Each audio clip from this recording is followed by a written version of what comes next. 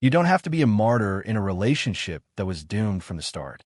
The best way forward is to take that desperate need for one person and give it back to the one who truly deserves your kindness, yourself. I was reborn. I came back to the exact day of our 5th wedding anniversary. That day, Sarah told me she had lost her memory. "The only thing I remember is loving your brother Henry," she sobbed. Tears streamed down her face in steady lines. Her entire face was twisted with anguish. My son took my hand too. "Dad, don't be mad at Mom. She's just trying to look after Uncle. He's so kind. You wouldn't want him to be all by himself, would you?" Just like in my previous life, the system appeared out of nowhere. Host, her amnesia doesn't matter. You succeeded last time. You can do it again. Stick to the plan.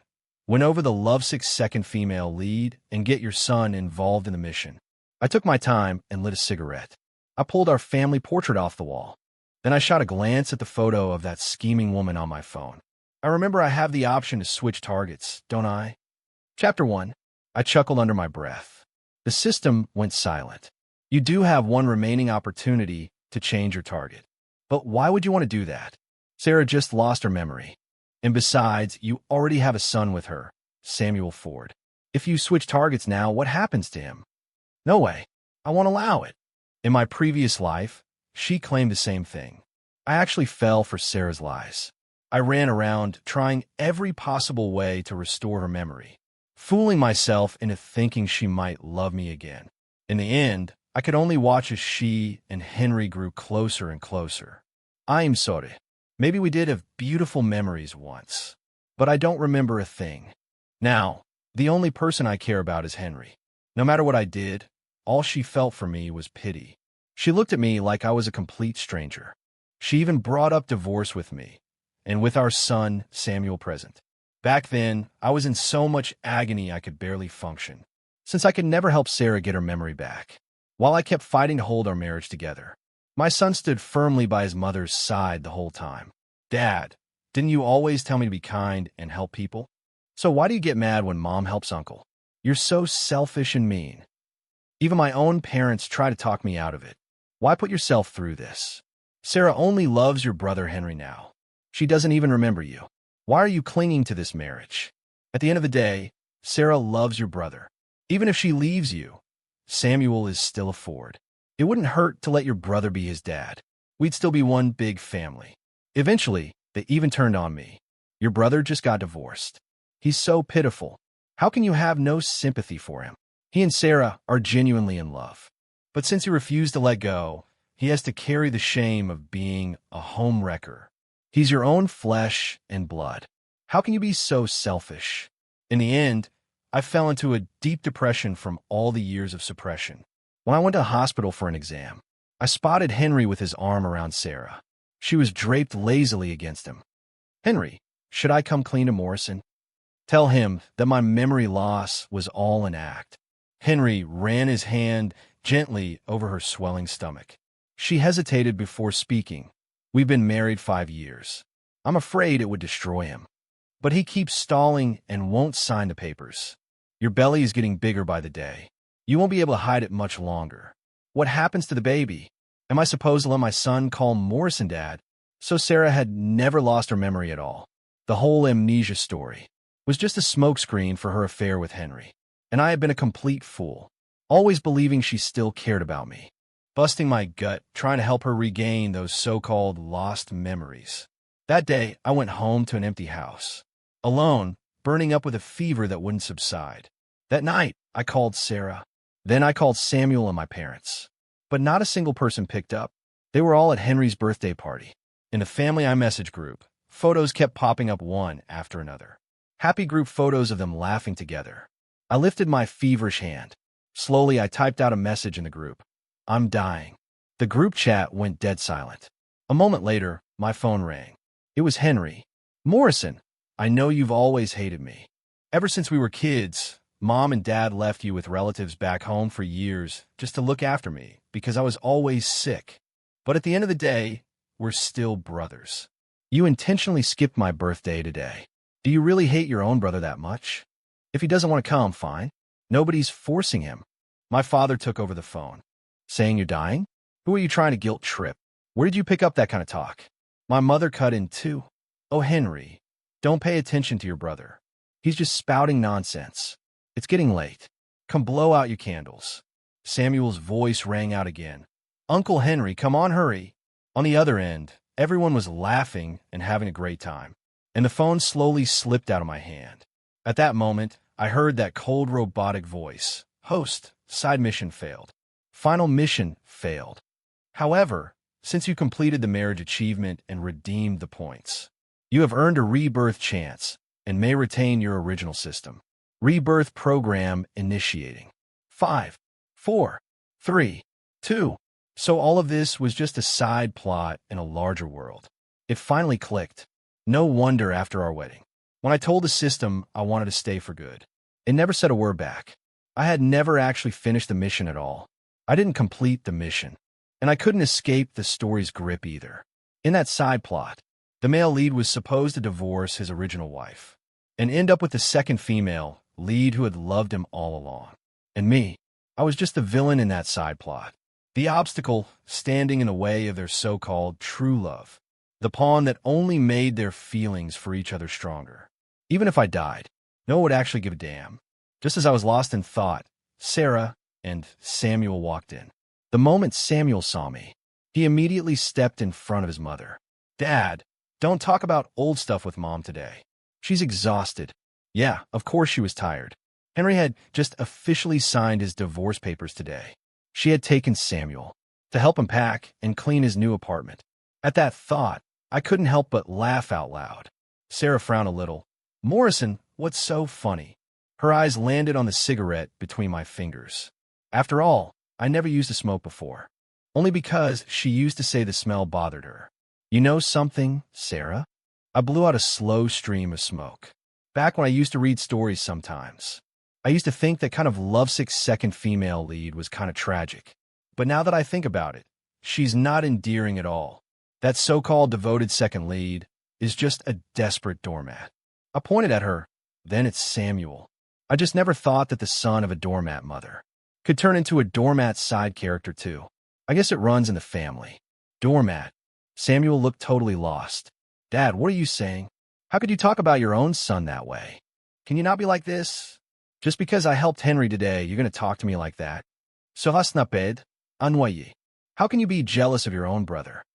And besides, I've been spending every day helping you get your memory back.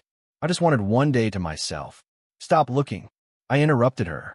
I stubbed the cigarette out in a glass of water. I picked up the papers from the coffee table and held them out to her. I've already figured out. If your memory is gone, it's gone. It's not that important. I've already drawn up the divorce papers. And I've already found someone new. Let's do each other a favor and call it quits. What are you talking about? Sarah was stunned. Host, take it easy. The system shrieked inside my skull. There's no way you can handle that villainess. She's crazy possessive. You can't just switch targets like that. I'm picking a villain on purpose. I grinned at the system. Otherwise, who's going to help me and that villainous side character? Bring down both the Jackson family and the Ford family? You mean to say, Sarah stared at me, stunned. You found someone else? Her eyes went wide. After a few seconds, she blurted out, no way. Of course, in Sarah's mind, it was impossible, because she had always been Henry's doormat. And the old me.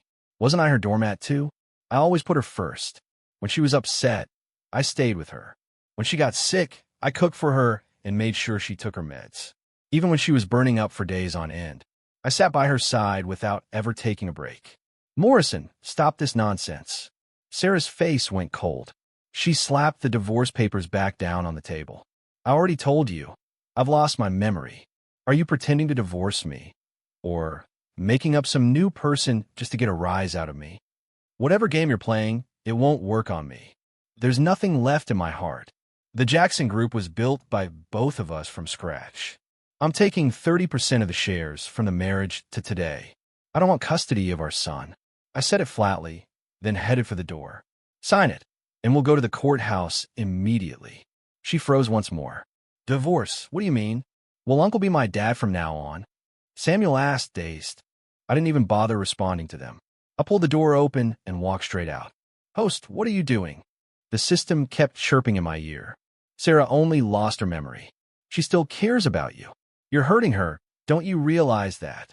System, should I go home and grab a few things? Then head over to more group? What?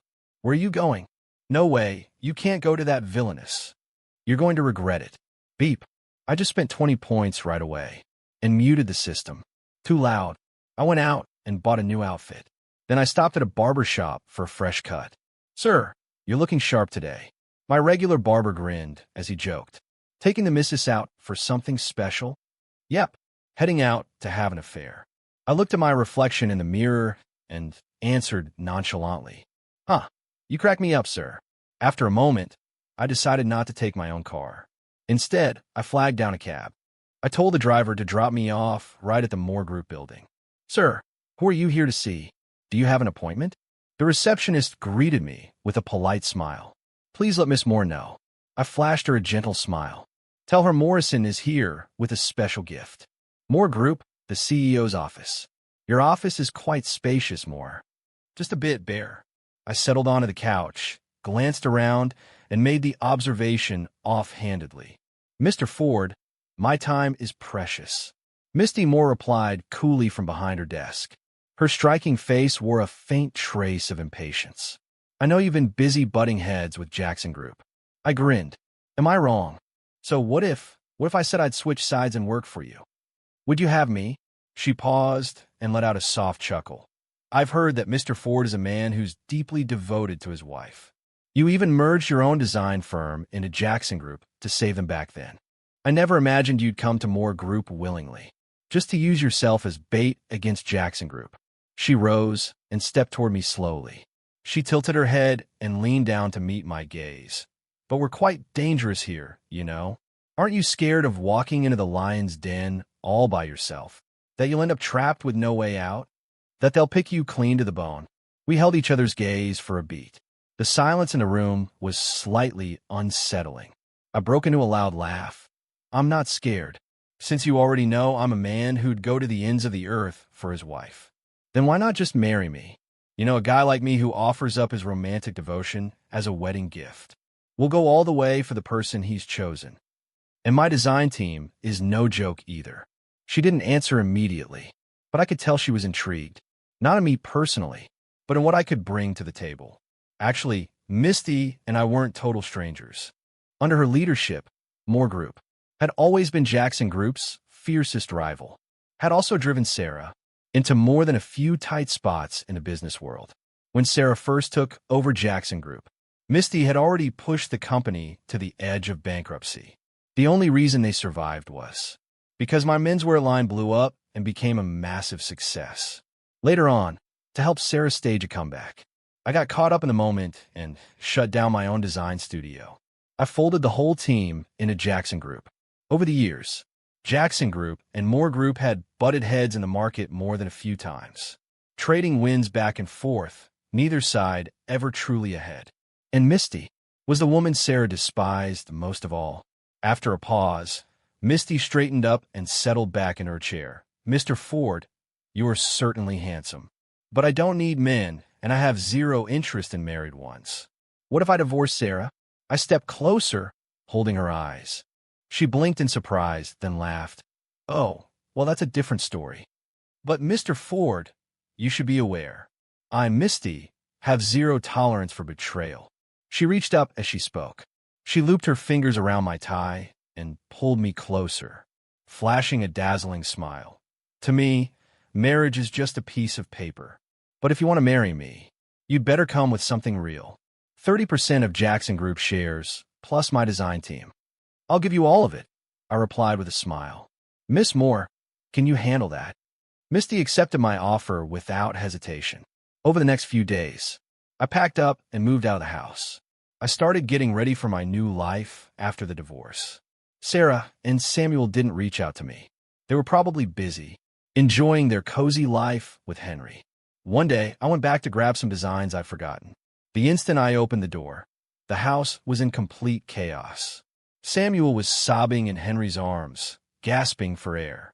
My parents were livid, their faces flushed with rage. Sarah looked terribly displeased. You have a nerve to show your face here. My father launched into a tirade the moment he saw me. God knows where you've been gallivanting off to. You neglect your son. You neglect your wife. How did I ever raise such a waste of space? If it weren't for Henry stepping in, we wouldn't even know Samuel was being bullied at school. And you still call yourself a father? Walking out on your own family, what kind of man does that? I furrow my brow. Henry quickly tried to mediate. Morrison, I'm not trying to criticize you, but when Samuel got bullied at school, how could you tell him to apologize first? This must have left a scar on him. Why shouldn't he apologize? He was the one who started it. He called some kid a pauper to his face and cursed out his parents. That kid only hit him because he'd been pushed to the edge. And he wasn't the one who got hurt in the end. He broke the other kid's nose. I said flatly, didn't get hurt. Henry kept his voice calm. I've been picking him up for Sarah lately, and I noticed he's been really upset. But it's fine. I've already paid off the other kid's parents. They agree to have their kid say sorry to Samuel. What? I froze. Don't you see how unfair that is to the other child? He's the one who was injured. And now, because they took a payout, he's being forced to apologize to Samuel. He should be apologizing to me. Samuel glared at me and shouted, You're a mean, unfair jerk. You're not my father. I want a new dad. Samuel charged at me with his fists up, but Henry caught him and held him back. Look, the kid is this upset. Henry crouched down as he spoke and wiped away the 2 tears Samuel had squeezed out. I was speechless. Do you really think this is what's best for him? Is this enough? We all agree with Henry's approach. My father walked over, his voice icy. You didn't grow up with us. That's our failing as parents. And that's why you turned out so messed up. Irresponsible as a husband. Irresponsible as a father. If you can't raise him properly, let Henry take over. He's far better than you. I couldn't help but let out a bitter laugh. You really can't wait to replace me, can you? I turned my gaze to Sarah. And you? Do you agree with that? This is already in the past. Sarah rose to her feet, her tone annoyed. Stop rehashing this. Enough already. I exhaled slowly. Sarah, did you sign those divorce papers? Divorce papers? What papers? Henry clearly had no idea. He stood frozen for a moment, then lunged for the coffee table. He grabbed the divorce papers. Morrison, you're divorcing Sarah? And you want 30% of Jackson Group. He gaped at me, stunned. Don't you think that's excessive? How can you be so greedy? Too much. Greedy? I met his eyes, my voice steady. When Sarah and I got married, Jackson Group was on its last legs. My menswear line brought the company back from the dead. The design team now is one I built from the ground up. Why wouldn't I be entitled to 30%? Jackson Group, such a big corporation, is it kept afloat by a few designers like you claim? Jackson Group is where it is today because Sarah built it with her own hands. A woman. Do you have any idea how much she sacrificed in this industry? And you just waltz in and take all the credit. Never around, out all the time, and now you want a divorce and a cut of her company? The Ford family is ashamed to have a son like you. My father's anger swelled with every word. You don't see everything I've sacrificed over the years. What gives you the right to say I'm not worthy? Sarah is allergic to alcohol. All those dinners and drinking sessions. Who is it that put on a smile and drank to close the deals? From business strategy to project proposals. From design to final production. Was there a single step I didn't handle myself? So what exactly did she do? Morrison, are you really keeping tally against your own wife? Are you even a man? Henry sidled up to Sarah. He wrapped his arms around her as she started to look uneasy. Sarah buried herself in his chest and started crying. All I felt was a deep chill in my chest. I gave a bitter laugh. If I'm not a man, then what does that make you? You think you can kick me out and enjoy the fruits of my labor? Plus a loyal little doormat son. Don't forget, the same water that carries you can also drown you. Enough. Sarah suddenly raised her voice. The room went dead quiet. Morrison, even if I don't remember you, we're still married, after all. There's no need to be so cruel, she said, her eyes red. Jackson Group is the work of my entire life. I can't agree to 30%. I suddenly let out a laugh. Are you sure about that? If you're willing to negotiate. I could even offer you some compensation instead. Keep your money for charity." I met her eyes and said calmly, "Sarah, I hope you won't regret this." I grabbed the designs I come for and walked out, slamming the door behind me. The people in this house, I didn't want to see them for another second. It was pouring outside, and I didn't have an umbrella. "See, I told you not to stir things up. Now look at you. How are you going to clean up this disaster?" At this rate, it'll be even harder to win Sarah back. The system kept rambling in my ear. "Shut up." I found a random bench and sat down. I held out my hand and let the icy rain fall onto my palm. The same water that carries you can drown you. What I just said wasn't an empty threat. This time, I was dead serious about making those disgusting people understand what regret really means. But if I went to court over those 30% shares, it would turn into a long, drawn-out war. The time drain would be massive. Starting over from zero wasn't out of the question. But Sarah and Henry would do everything in their power to crush me. The best move was to leverage more group. But if I couldn't secure that 30%, would Misty still want me on her side? "Looks like your path to divorce isn't going too smoothly, Mr. Ford." A shadow suddenly fell over me. An umbrella blocked the rain above me. I looked up, caught off guard. It was Misty. She was standing in front of me, holding the umbrella over my head, looking down at me with an amused grin. "She's been tailing you this whole time, that wicked woman." The system shrieked again. "You look so pathetic right now, Mr. Ford, like a little puppy left out in the rain." She tilted the umbrella a little further my way, getting herself soaked in the process. "That 30% might take a while, but I've changed my mind. What I want now is to bring Jackson Group down, root and branch." I decided to be direct. "I'm confident I can help you win. Believe it or not, that's up to you." She smiled and crouched down, bringing her face close to mine. "So what's your plan? After all, you already dangled yourself as a sacrificial offering to entice me. I'm a softie for stuff like that. You look so pitiful right now. I just want to sweep you home with me. I don't even care about that 30% anymore. Because watching a rival go broke and lose everything is way more entertaining than taking their stock." She reached out and laced her fingers through mine. "Hurry up and get divorced. I can't wait to be your wife and watch Jackson Group fall together."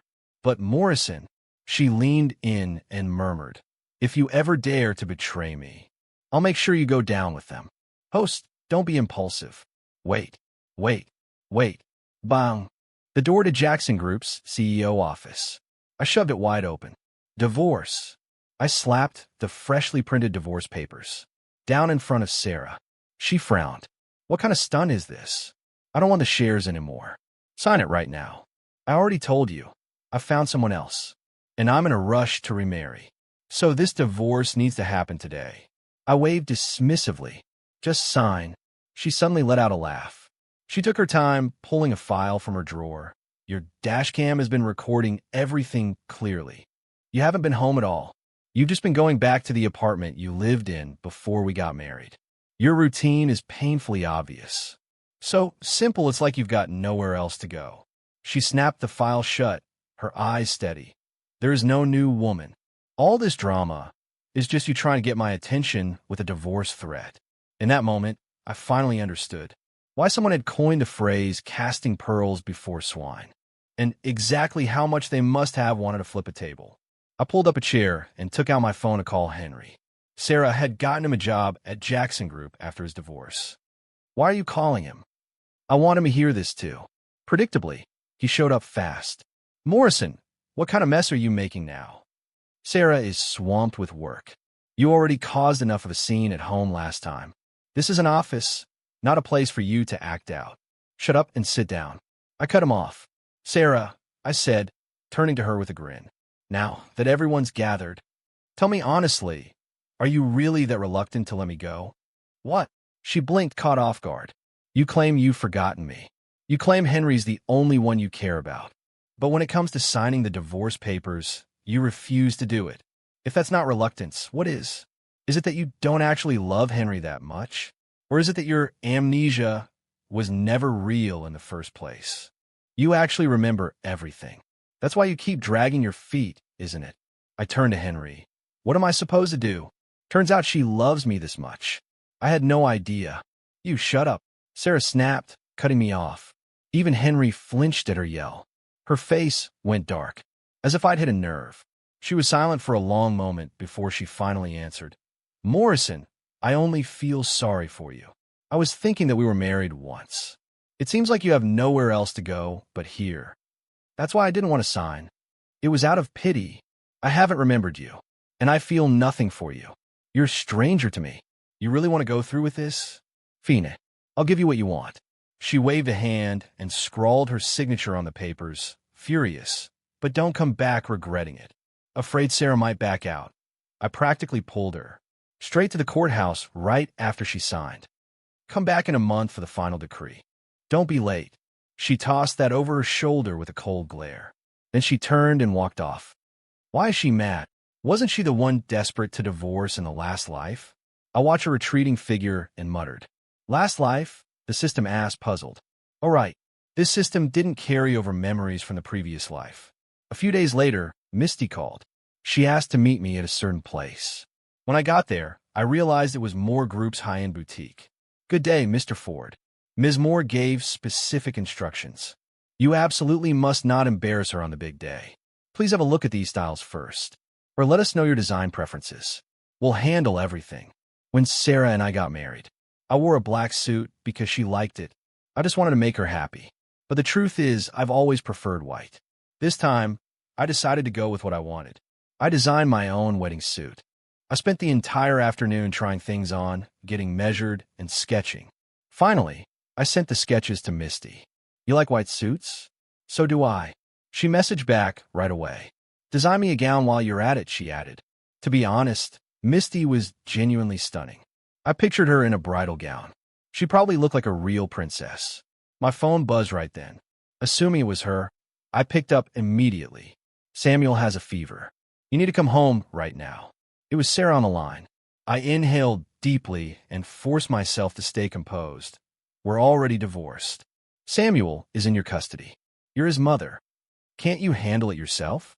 Morrison, how can you be so heartless? Our son is suffering like this. And you can say that.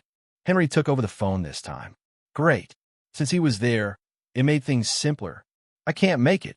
I bit back my irritation. Henry, don't you adore Samuel? Here's the thing.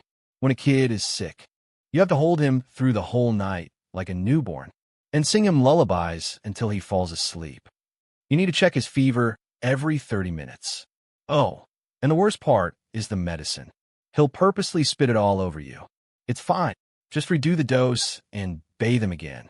How would I know how to do any of that? Why are you telling me this? You're his father. You should be the one taking care of him. Samuel, don't throw up all over your Uncle Henry. I said flatly. You think raising a kid is just slipping him candy behind my back, letting him act out and enjoying it when he flatters you? It's not. Raising a child is sleepless night after sleepless night. It's taking care of him on repeat. Being so busy you don't have a moment to eat, sleep, or even use the restroom. If you want to be Samuel's father, this is what you'll have to handle. Morrison, he's so sick he's crying out for you. And you're still fighting with me over petty stuff? Sarah's voice was laced with fury. Of course she was angry. I was the one who stayed up all night with Samuel every time he was sick. She had gotten used to it. I already told you I'm busy. Mr. Ford, these cufflinks will go perfectly with your wedding suit. A sales assistant came over with a smile. The line went dead quiet. What are you doing? Sarah's voice was thick with disbelief. I enunciated every word. I'm preparing for a wedding. Over the next several days. Sarah never called me again. Meanwhile, Misty and I were consumed with wedding planning and work every day, discussing Moore Group's upcoming fashion line and market strategies. That thrill of venturing into new territory had me completely fired up. New ideas kept flooding my mind. And Misty was a complete workaholic. We'd often talk until the wee hours of the morning. Gradually, I found myself admiring quite a few things about her. She was diligent, straightforward, and hardworking. Such a good woman. How did she get written as the villain in the story? A month later, Sarah and I arranged to meet at the courthouse to finish the paperwork. You really have someone new? She fixed her eyes on me at the entrance. Yes, I said flatly. Don't you feel any guilt about this marriage? She asked out of nowhere. I let out a laugh, not a shred. Anyway, you're the one who doesn't remember anything except Henry, right? I shrugged. Since you've forgotten it all, why would I keep clinging? Let's not hold each other back. Wouldn't it be better if we both just moved on? Honestly, this feels liberating. Before I could finish, Henry appeared out of nowhere. He jogged over and took Sarah's hand, acting all affectionate. All finished. Samuel and I are waiting to have dinner with you. Not yet, so let's get this done. I stepped ahead and walked straight into the courthouse. Are you both certain you want to go through with this? The clerk asked in a routine tone. Yes, I said without hesitation. So I stayed silent. Mom. Morrison, she said, turning to face me suddenly. Have you really thought this through? Once you sign, we'll be completely done. I let out a sigh. Can you please stop dragging this out? Henry is waiting for you outside. I just want to be sure. She went on, almost like she was talking to herself. You're walking away so easily. Does this 5-year marriage mean absolutely nothing to you? We have a child together. Am I really so worthless to you? I looked quietly at the woman I'd loved for so many years. In my last life, I refused to let go. She called me needy. In this life, I was the one asking out. And now she thought I was too cruel. So the protagonist gets to have it both ways, huh? It's not that it meant nothing. These 5 years meant something to me, too. Her head shot up. A flicker of expectation crossed her eyes. After all, I also spent 5 years learning one crucial lesson. Doormats never end well. I patted her shoulder earnestly. Let's both take this lesson to heart and use it well going forward.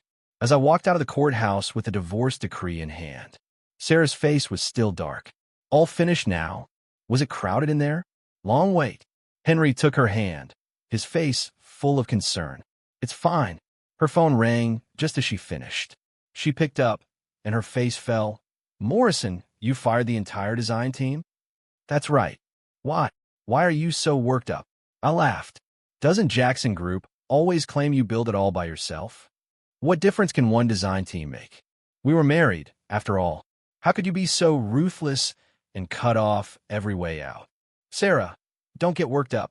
Henry quickly tried to calm her. I'm a designer too. It's just one design team. I'll help you build a new one. To my surprise, Sarah pushed his hand away. Morrison, you did this on purpose, didn't you? We have a fall launch coming up, and you chose this exact moment to get the design team? Enough arguing. I couldn't be bothered with her. I looked past them to the opposite side of the street. Over here, I raised my hand and waved at the figure across the street. Misty, over here. A Bugatti pulled up smoothly beside me. Misty stepped out in her sunglasses. All done? She asked. Yeah. Sarah stood there, visibly shocked. Misty? What are you doing here? Misty shot her a look. A wicked grin flickered in her eyes as she looped her arm through mine. To pick up my fiancé, of course. Fiancé. Sarah gaped at me, dumbfounded. Him? Misty leaned into me and yawned lazily. Long time no see, Miss Jackson. Your eyes going bad? Can't recognize people anymore. Morrison, how could you? She trembled with rage, coughing uncontrollably. Henry hurriedly steadied her and tried to soothe her. Misty and I shared a glance, then got into the car. They seem to have a lot to say about you. Because you took the whole design team? Misty asked as she drove. I nodded. One more thing. When she finds out, she's going to lose it. What is it? I had the design team take care of something before they left. They got rid of her prize money tree at the company in trance. News of Misty and my engagement spread fast. To my surprise, the most intense reaction came from my so-called parents. You getting divorced, that's one thing. But how could you marry someone from Sarah's rival family? Don't you know, the Ford family business relies on Jackson Group? You come back here right now and beg Sarah for forgiveness on your knees. We don't have a son like you. If you don't come back, you're dead to us. Then I'd just give them what they wish for. I showed up with the family severance agreement I'd already prepared and pay them a visit. I even brought a few bodyguard along. Mr. Ford, Mrs. Ford, just sign right here. From this point on, we officially sever all family ties. I smiled with an innocent, harmless look. It wasn't like they were my real parents anyway. My mother clutched her chest and burst into loud sobs, moaning about her miserable fate. My father trembled with fury, but in the end, he signed anyway. We should never have taken you in. You think marrying that Misty is something to be proud of? She's just the Moore family's illegitimate daughter. She may be riding high now, but she'll be thrown out eventually. And when that happens, you'll both be tossed out. And the Ford family won't claim you either. Dad's a traitor. Samuel came charging out of nowhere. He was holding a toy gun and firing pew-pew in my direction. Sorry, kiddo. I'm not your father anymore. I signaled to one of the bodyguards. He took the toy gun and tossed it away, and I walked out. He burst into loud wails behind me. On our wedding day, I wore the white suit I designed myself. Misty was stunning in a mermaid-cut gown. Before we walked down the aisle, Misty asked what was on my mind. I used to want to please everyone. Now I've learned that making yourself happy is worth everything. Misty nodded. With people like that, don't treat them like human beings. They don't act like it anyway. I couldn't agree more.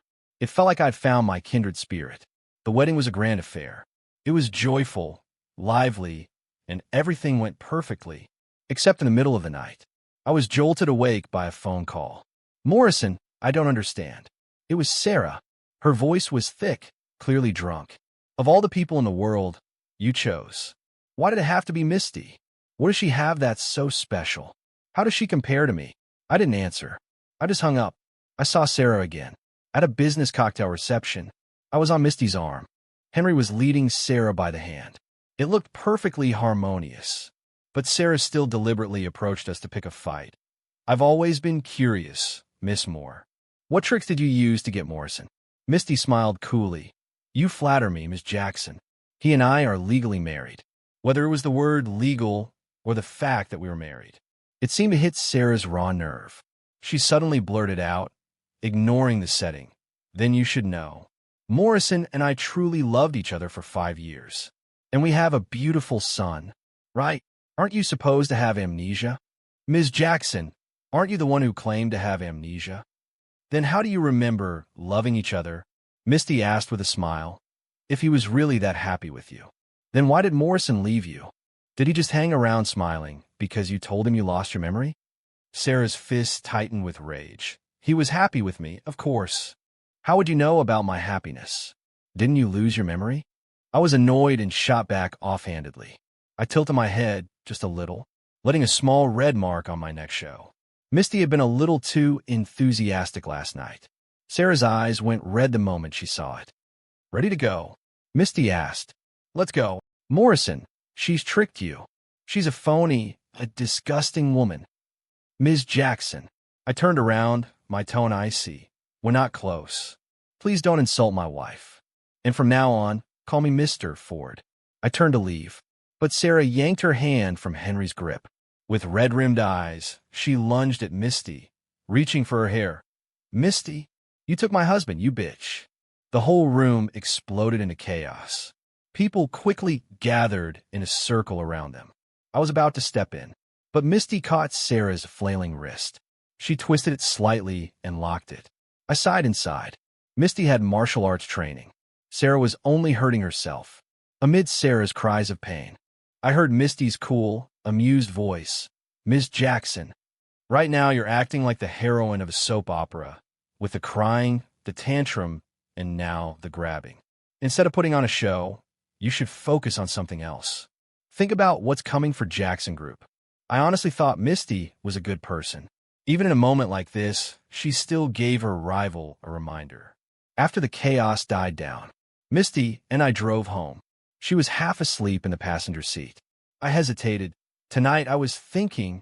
She blushed. I meant let's not take the night off. Let's finish going over the fall collection plans. Oh, work. Sure, that works. She perked right up. I sighed. Sure, Misty and my relationship was a bit like a marriage of convenience. But our rule between us was honesty. That was how we did things. On our first night as husband and wife, I was still wondering if I should give her own bed.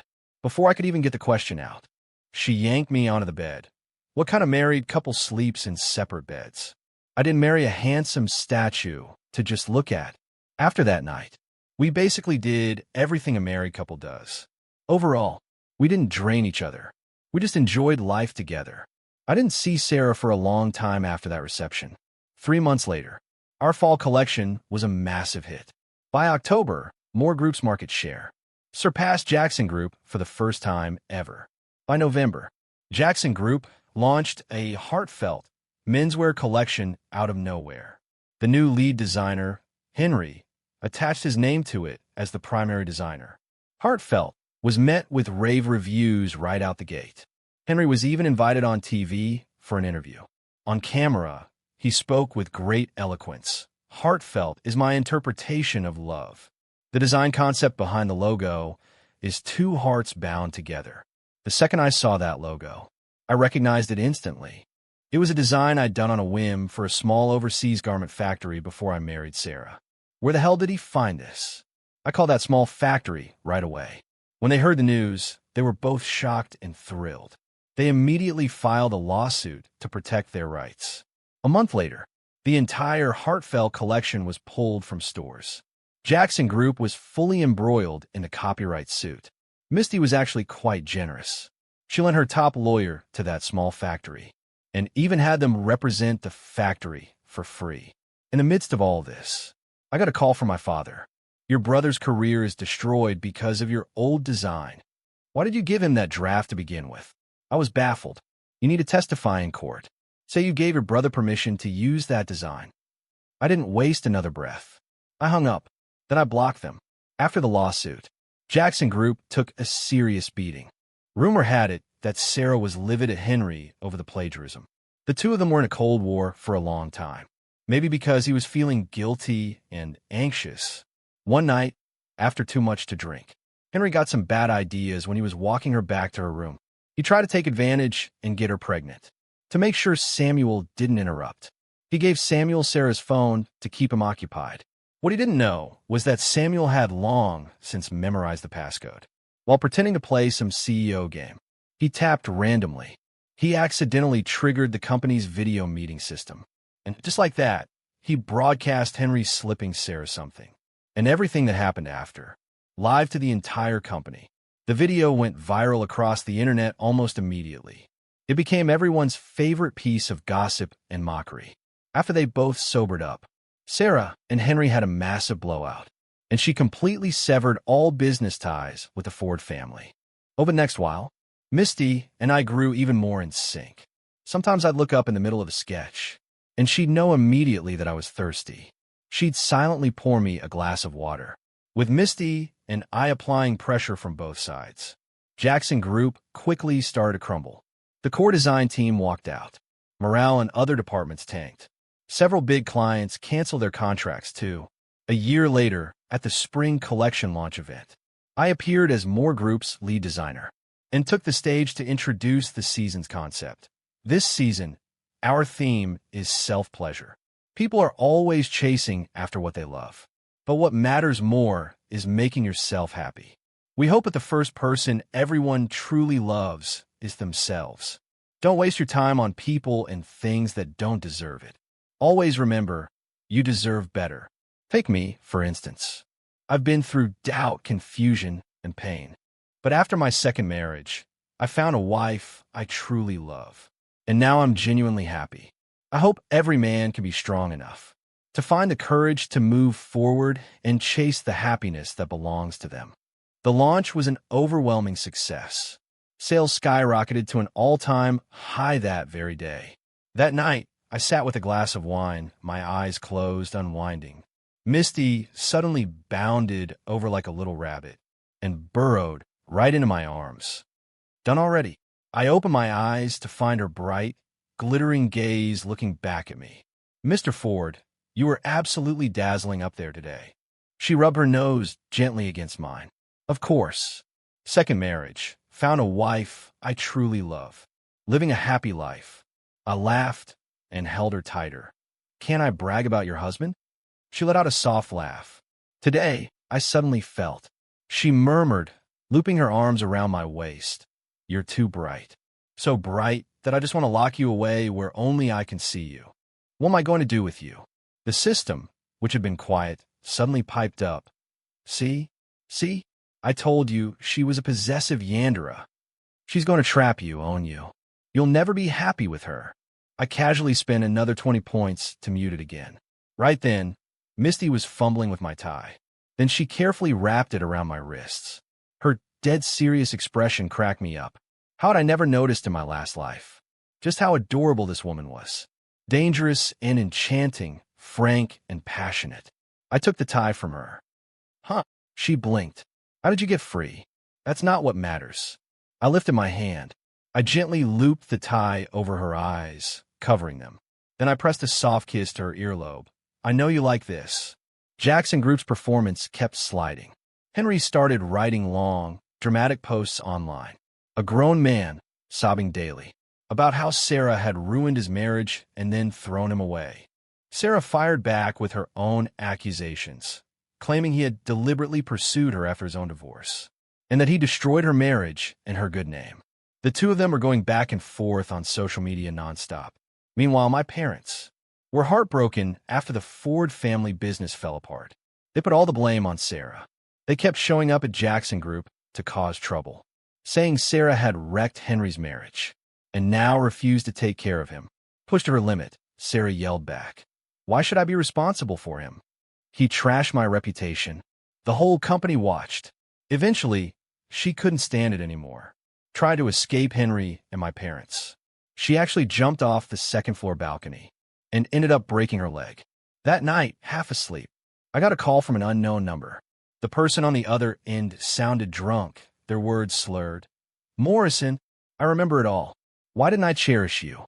I regret everything. Misty stirred. Who is it? I ended the call. Just a prank. A few days later, another call came. This time, it was my father. Morrison, your birthday is coming up. Your mother made your favorite dishes. Come home and let's celebrate together as a family. Bring Misty along, too. I answered coolly. Should I mail you another copy of the severance agreement? And hung up. Misty glanced at me. Lots of prank calls lately. I sighed and blocked that number as well. One day, Misty and I walked past Samuel's school. I saw him being surrounded and bullied by some older kids. Hey, isn't this Samuel from that rich family? Now you're picking through garbage? Samuel was in tears, sobbing, My dad is the big boss of Moore Group. Ford, he's really rich. Don't look down on me. I'll get my dad to come beat you up. Should we do something? Misty asked. I shook my head. Let's keep walking. Moore Group's fashion business kept growing. One day, a colleague from PR came to warn me. Someone was selling counterfeit goods on a live stream, using Moore Group's name. I was wondering who'd have the nerve. Then I saw for myself. The stream was actually being run by Henry, and the hosts were my parents. We're the parents of Morrison Ford, chief designer at Moore Group. They used my childhood photos without an ounce of shame. That's why we can offer you these rock-bottom prices. Misty asked me how to deal with it. Take legal action. Sue for damages. Let the court decide. No settling. The stream was taken down within days, and we filed a formal lawsuit. Morrison, how could you do this to your own parents? Have you no conscience? A few days later, they showed up with Henry and caused a public disturbance right outside Moore Group. I'd seen it all before. I just called the cops. They were all hauled away by police for disturbing the peace, and they had to face civil suits too. That day, I got home just before Misty. I grabbed a nice bottle of wine. What are you doing in the closet? The system asked, puzzled. For fun. To surprise her. I gently pulled the closet door shut. You two have way too many tricks. Never the same thing twice, the system grumbled. One more word, and I'm muting you. That's not how points work, the system complained. Shut up. Just then, Misty walked in. I fell silent immediately. I peeked at her through the gap in the door. She stood with her back to me, looking out the window. Why are you just staring at her? Do you really like her that much? The system scoffed. I was about to tell it to shut up, when Misty suddenly spoke. I froze. System, am I about to finish the mission? I was completely frozen on the spot. I couldn't hear what her system answered, but from what she said, I realized that Misty was also a system host. Her mission condition, though, was to crush Moore Group's competitor, Jackson Group, and drive it into bankruptcy. System, you knew she was a host this whole time? That's why you fought me so hard on choosing her. My system hemmed and hawed, refusing to answer. No wonder in the original design. Misty and I were in a zero-sum situation. If I successfully won back Sarah and lived happily with her, with my support, Jackson Group would probably survive. Likewise, if Misty succeeded and brought Jackson Group down, given Sarah's ego, there was no way she'd stay with me if I was broke. Then my mission would almost certainly fail too. Both of us, from the very beginning, were set up to have to succeed at the other's expense in order to reach the victory finish line. But now, I suddenly flung the closet door open. Morrison. Misty spun around, her face full of surprise. I met her slightly flustered gaze. I smiled and held up the wine bottle. Drink. I heard it all. Congratulations. You're almost done. I can explain, she said, suddenly flustered. No need, because I am too. What? She froze. I smiled.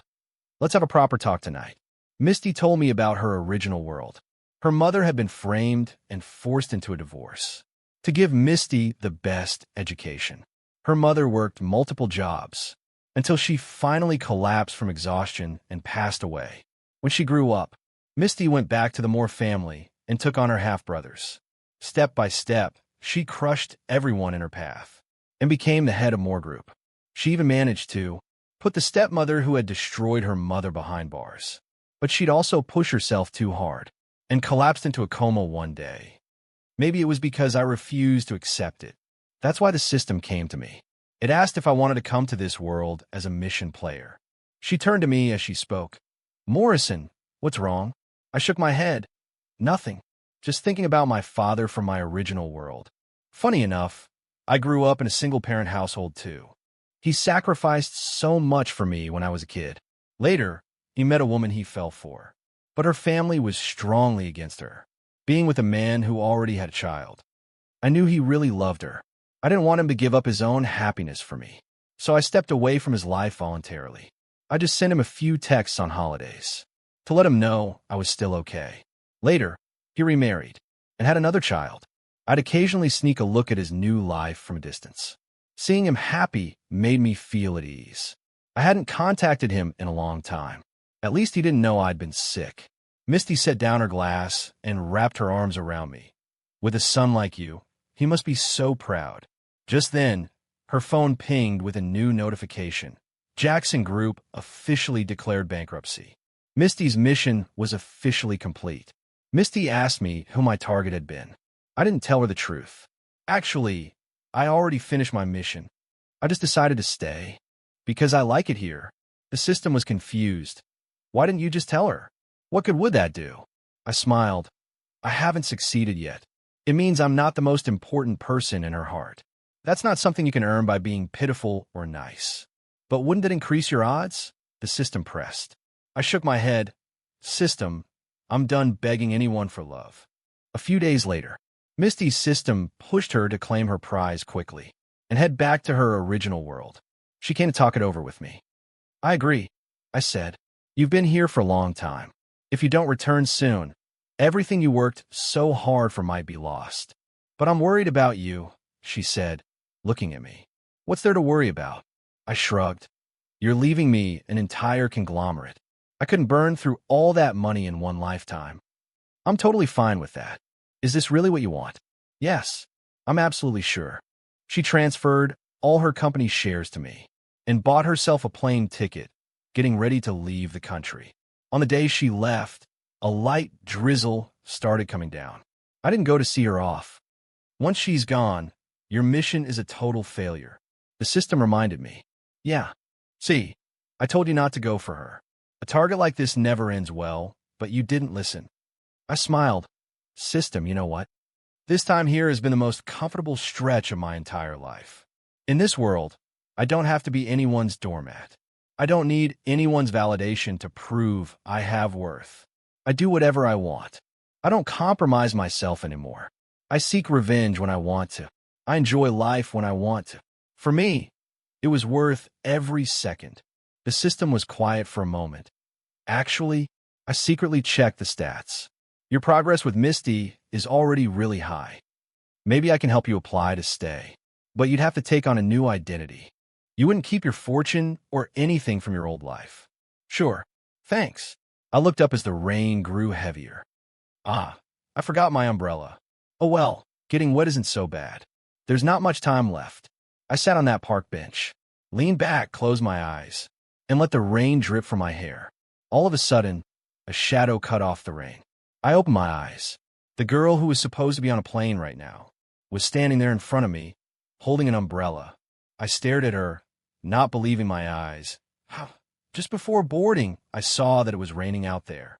She held the umbrella and said it like it was the most natural thing. I figured you probably forgot your umbrella again. So I came back. See? I was right. I like getting wet.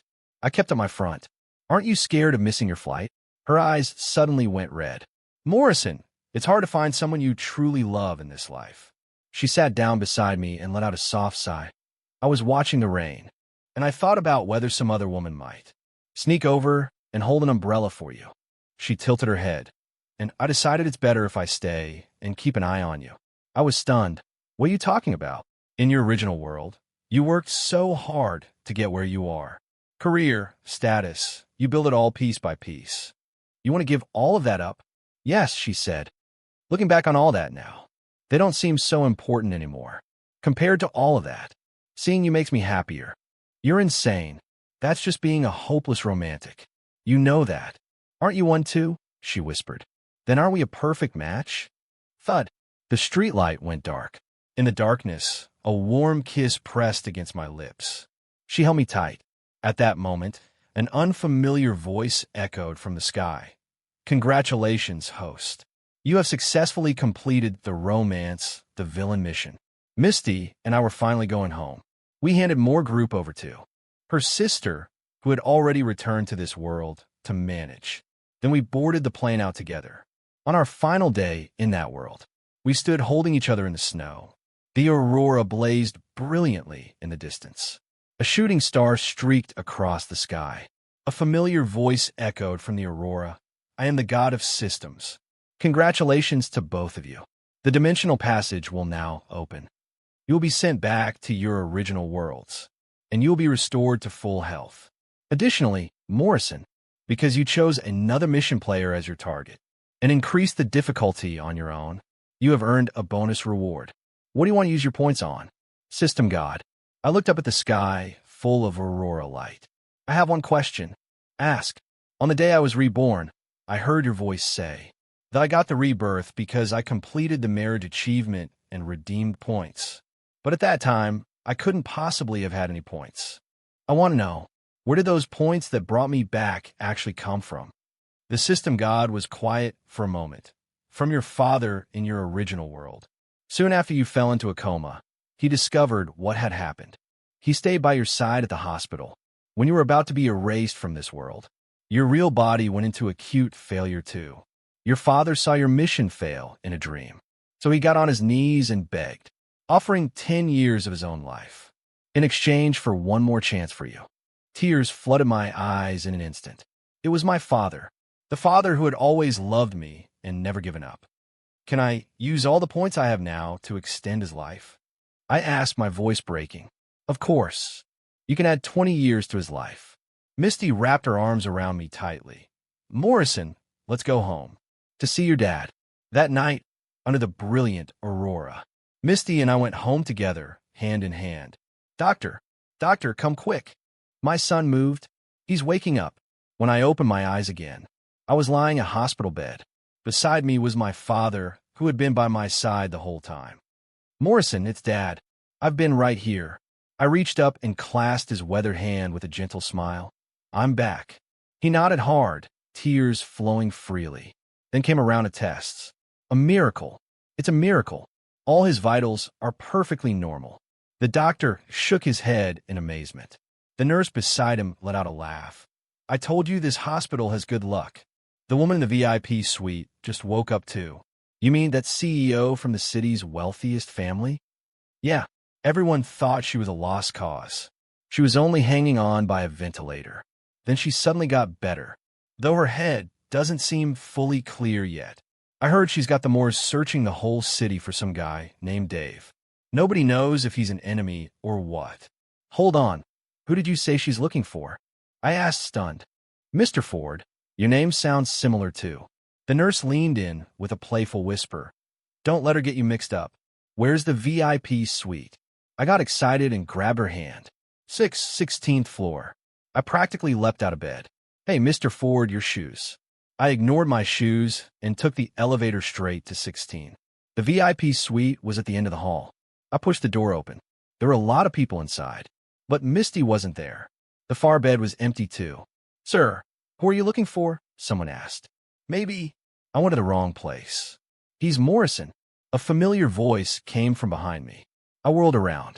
She was standing right behind the door, wearing a hospital gown, thinner than before, but still just as beautiful. We locked eyes and both smiled.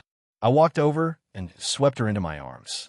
Morrison, she whispered in my ear, at our wedding in this world, will you wear a white suit? Don't fear the love you wasted on the wrong people. Every crack will eventually become a place where the light gets in. And after all the storms you've weathered, may you learn this truth. Loving anyone else begins with loving yourself. And the deepest redemption in your life will always come from the one who never let you go.